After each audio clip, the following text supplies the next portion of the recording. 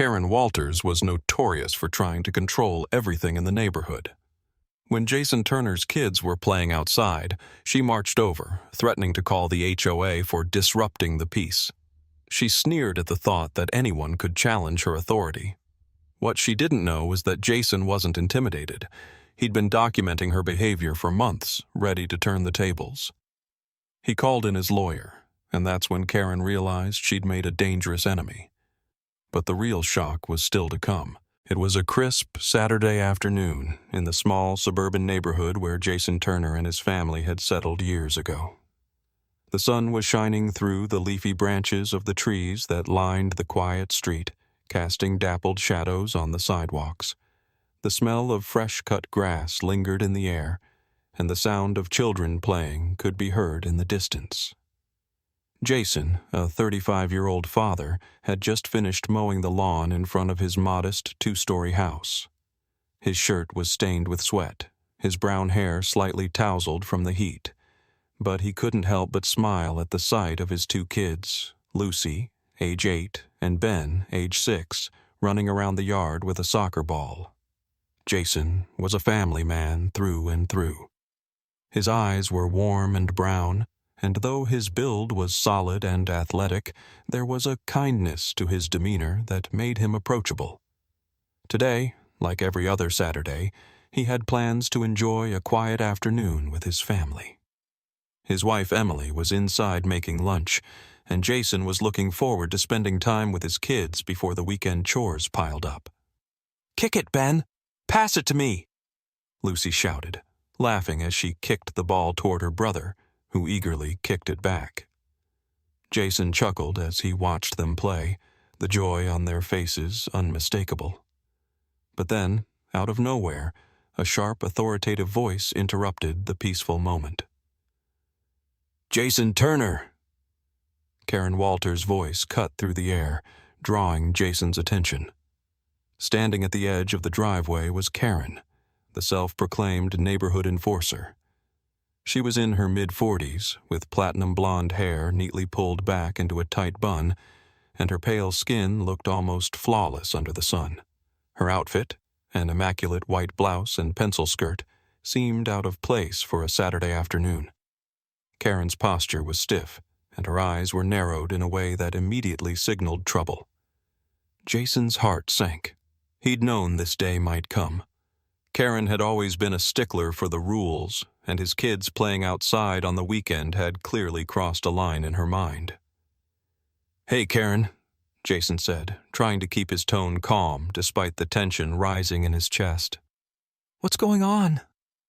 "You know exactly what's going on, Jason," Karen replied, her tone biting. "I've had complaints. Your children are causing a disturbance with all their noise." Jason blinked, taken aback.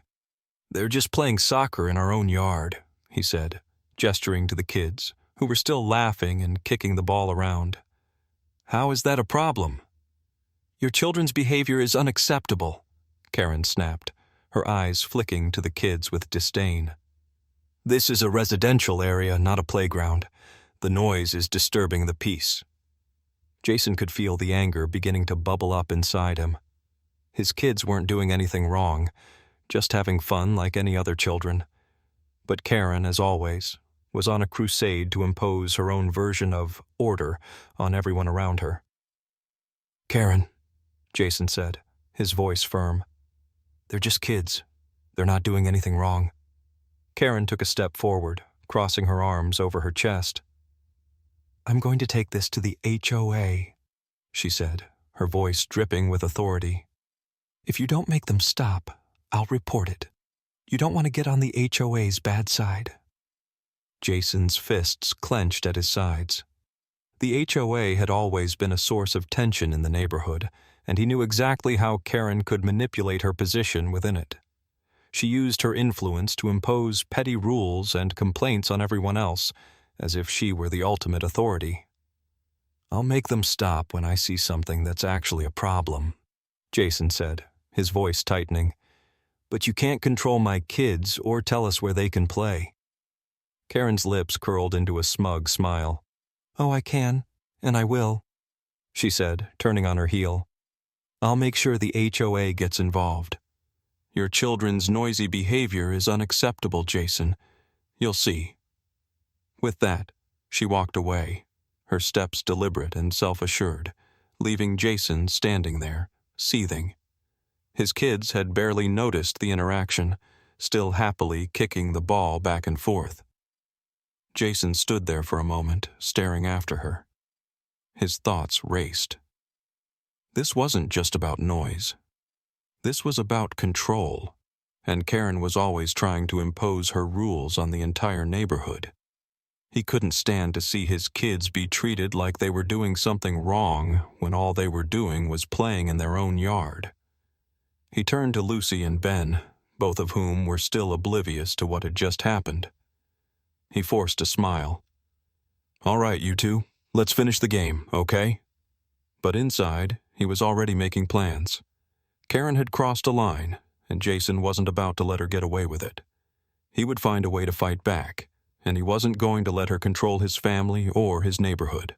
The following week, a formal letter arrived in Jason's mailbox. The HOA, under Karen's leadership, had issued a warning for excessive noise, claiming that Jason's kids had been causing disturbances to the neighborhood. It was absurd. His kids weren't doing anything but playing, but the HOA was powerful, and he knew this wasn't going to be an easy fight. Frustrated but determined, Jason went to the HOA office, a small brick building in the center of the neighborhood. Inside, it was sterile and quiet, with rows of neatly organized paperwork behind a counter. Karen sat at the desk, looking as smug as ever, her hands folded in front of her. "You're the one causing trouble now, Jason?" Karen asked, not even bothering to hide her disdain. "I'm causing trouble?" Jason snapped, holding up the letter. "This is ridiculous. My kids are just playing. You can't seriously believe this is an issue." Karen's eyes narrowed as she leaned forward. "I'm just following the rules, Jason. The community needs to be peaceful. Your kids are disturbing that peace."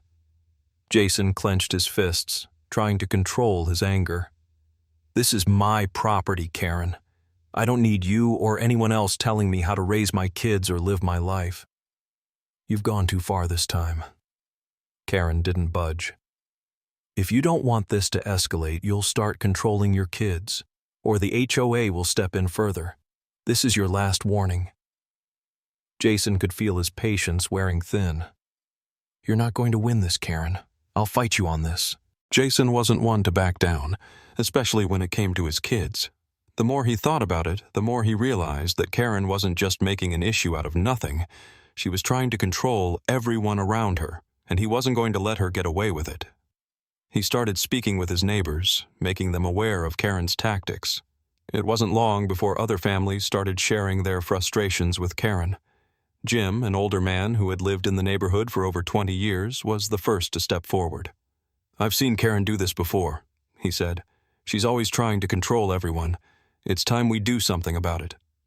Claire, another neighbor, added, "I've heard her complain about kids playing, and now she's going after Jason's family. We can't let her get away with this." Jason felt a surge of hope. For the first time, it wasn't just him against Karen. It was the whole neighborhood. Together, they decided to take action. They organized a meeting and drafted a petition to the HOA, demanding that Karen stop trying to impose her will on the families. As the petition circulated, more neighbors signed, and the community rallied behind Jason.